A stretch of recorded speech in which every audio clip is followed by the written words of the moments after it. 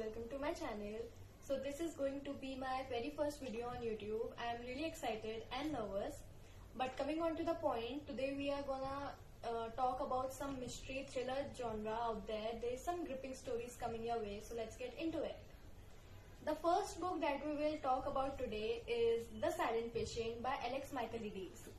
So in this book, there is this famous painter named Alicia and she is accused of killing her husband. And since then she is not talking to anybody. ये full on silent mode पे जा चुकी है, सबको silent treatment दे रही है. हम silent treatment देते हैं तो हम calls ignore कर देंगे, हम text ignore कर देंगे. पर ये पुलिस investigation ignore कर रही है, तो ये एक level up जा चुकी है. But then she meets this guy Theo, who is a psychotherapist, और वो अपनी पूरी कोशिश कर रहा है कि भाई ये कुछ बोले ताकि पता चले केस है क्या, इसने अपने पति को क्यों मारा भी कि नहीं मारा, हुआ क्या है. But she is not giving up easily. This book is beautifully written. इसमें सारी स्टोरीज को बहुत अच्छे से कनेक्ट किया गया है.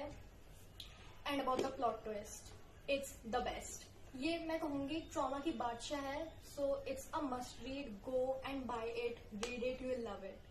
Moving on to the second one is A Good Girl's Guide to Murder by Holly Jackson. So in this book, there's this high schooler named Pip. और वो अपने फाइनल ईयर प्रोजेक्ट के लिए एक कोल्ड मर्डर केस सॉल्व कर रही है. High school में कोल्ड मर्डर केस कौन सॉल्व करना है, मुझे ये जानना है, क्योंकि जब मैं हाई स्कूल में होंगी तो मैं तो कहीं कोने में पोस्टर बना रही होंगी. पर ये एक कोल्ड मर्डर केस सॉल्व कर रही है. इन्हें लग रहा है जो कोई नहीं कर सका वो ये कर लेंगी, और मुझे ऐसा लगता है कि जो कोई नहीं कर सका तो मैं तो क्या ही कर लूंगी. This is the main difference between me and Pip. But moving on, there was this girl Andie Bell who got murdered few years back, and everybody accused his then boyfriend Sal Singh. सबको ऐसा लगता था कि साल सिंह ने ही उसे मारा है, और साल सिंह ने भी अपनी खुद की लाइफ ले ली थी कुछ दिनों बाद, और सबको लगा था कि उसी ने उसको मारा है, तभी वो गिल्ट में आके खुद भी मर गया और ये केस बंद हो गया था. फिर पिप आई, उन्होंने सोचा कि नहीं, ऐसा नहीं है, इस टाउन में कोई एक मर्डरर है जो छुपा हुआ है और उसे मैं ढूंढ के निकालूंगी. ये बुक में पूरा ड्रामा है, पूरी अच्छी वाइब है, बहुत सारे कैरेक्टर्स, बहुत सारा सस्पेंस और बहुत सारा प्लॉट ट्विस्ट है. बहुत फेमस बुक है, तो I will recommend it. Go and read it and you will love it for sure. The third one is the housemaid by Frida McFadden. Okay, so Frida McFadden is a really famous author in thriller genre, and she is famous for her plot twist, and that's exactly what is in this book. इसने इतना भयंकर plot twist दिया है इसमें. So starting with the story, there's this girl named Millie, and she is finding a job as a housemaid, and she finally gets one in a really rich family. और वो वहां जाके अपना काम शुरू कर देती है, और फिर उसे धीरे धीरे she starts unfolding some dark secrets. उसमें क्या होता है, उस फैमिली में क्या है, क्या सीक्रेट है, यही सब है इसमें. मैं अगर ज्यादा बोलूंगी तो स्पॉइलर दे दूंगी, so I control my tongue. But it's a must read also. Frida McFadden की बहुत फेमस बुक है, और for all the right reason, so you should give it a try. And I think इस पे एक movie भी बन रही है, so I am really excited. जैसा बुक में है, अगर वैसी ही मूवी बन जाती है, movie gonna kill it.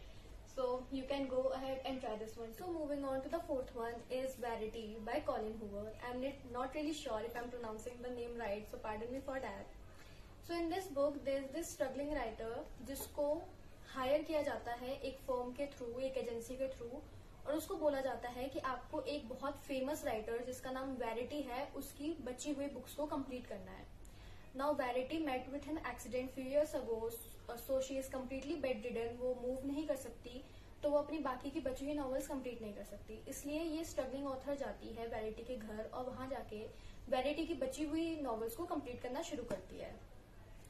But one fine day उसको एक मैन्यूस्क्रिप्ट मिलती है जो कि वेरिटी ने खुद लिखी है, और वो उस मैन्यूस्क्रिप्ट को पढ़ती है, और कुछ खतरनाक सीक्रेट्स पता चलते हैं उस मैन्यूस्क्रिप्ट में. अब वो मैन्यूस्क्रिप्ट में क्या सीक्रेट है, क्या ऐसा वेरिटी ने लिखा है, ये सब पढ़ के आपको बहुत मजा आएगा. अब जैसे जैसे पेज घुमाओगे ना, आपका दिमाग भी घूमता चला जाएगा.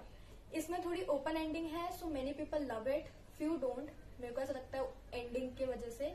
But this was one of the initial book that I read in this genre, and I loved it, and I hope you will like it too, so go and try it. Moving on to the fifth and the last one is Never Lie by Frida McFadden. So I read Housemaid by her, and then I thought of reading one more book of hers, so I picked this one. ये बहुत famous novel है Frida McFadden की, और इसमें there is this newly wed couple name Tricia and Ethan, और वो अपनी खोज में निकले हुए हैं एक ड्रीम हाउस ढूंढने के। तो वो उठते हैं और बोलते हैं आज हम एक पर्टिकुलर प्लेस में जाएंगे और वहां पे घर देख के आएंगे। तो ये निकलते हैं और वो उस जगह पे पहुंचते हैं, तो वो एक सेक्लूडेड जगह पे एक बहुत बड़ा सा घर बना हुआ है। तो वो जैसे ही उस घर में एंट्री लेते हैं, बाहर विंटर स्टॉर्म और स्नो पड़ने लग जाती है बहुत ही तेज। तो दे गॉट स्टक देयर और वो वहां से बाहर नहीं निकल सकते कुछ कपल ऑफ डेज के लिए।